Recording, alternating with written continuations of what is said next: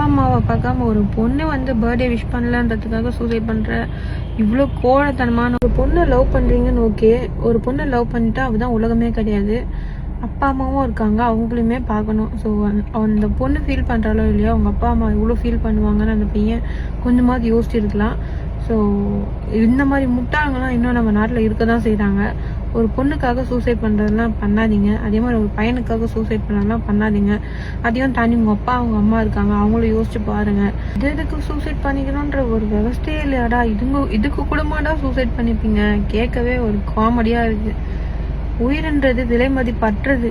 ஆனால் நீங்கள் பண்ணுறதெல்லாம் பார்த்தா ஒரு உயிருக்காக ஏதாச்சும் ஒன்று ஆகி ஹாஸ்பிட்டலில் இருந்தால் அந்த உயிரை காப்பாற்றுறதுக்காக டாக்டர்ஸ் எவ்வளோ போராடுறாங்க. அவங்களோட பேரண்ட்ஸ் வந்து அந்த பேஷண்ட்டோட பேரண்ட்ஸ் வந்து எந்தெந்த கோயிலோ போயிட்டு சாமியை கும்பிட்டுட்டு ஏதோ பரிகாரம் பண்ணிட்டு அப்படி ஒரு உயிரை சேவ் பண்ணணும்னு நினைக்கிறாங்க.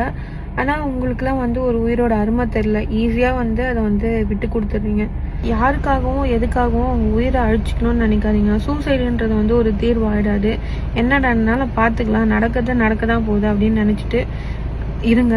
ஸோ இதாக நடந்துச்சு சூசைட் பண்ணிக்கலாம் அப்படின்ற மைண்ட் தாட் போகாதீங்க. சூசைடுன்றதுலாம் பெரிய வார்த்தை. ஸோ